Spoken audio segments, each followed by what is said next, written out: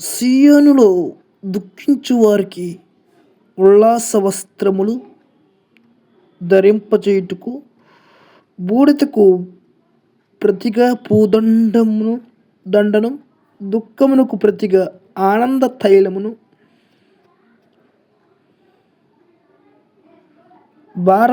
భారభరితమైన ఆత్మకు ప్రతిగా స్తుతి వస్త్రము వారికి చుట్టుకు ఆయన నన్ను పంపి ఉన్నాడు.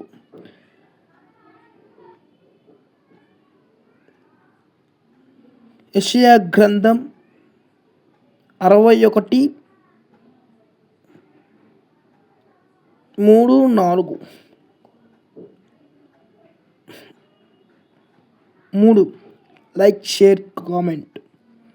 అయితే ఈ వాక్య భావం ఏమిటంటే, ఎవరికి చెప్పుకోలేని అవమానం, నింద,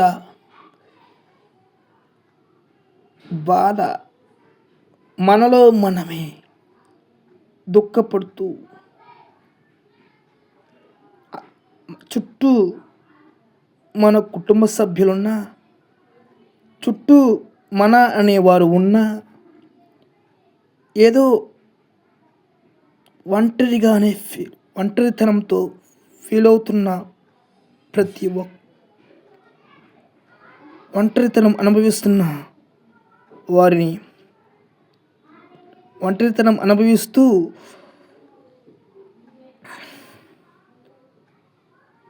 దేవుని దగ్గర విలపిస్తూ ఉన్న వారికి, ప్రార్థిస్తూ విలపిస్తూ ఉన్న వారికి దేవుడు ఇస్తున్న వాగ్దానం ఏంటంటే,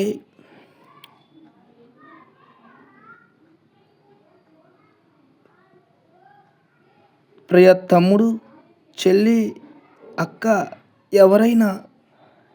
ఎవరికి చెప్పుకోలేని సమస్యలతో సతమతమవుతున్న, ఎవరికి చెప్పినా నవ్వుతారు, ఎవరికి చెప్పినా నా సమస్య తీరదు, ఎవరికి చెప్పినా ప్రయోజనం ఉండదు, నా వారే నన్ను అర్థం చేసుకోరు అన్న భావనతో నీలో నువ్వే కుమిలిపోతున్నావా? అయితే దేవుడు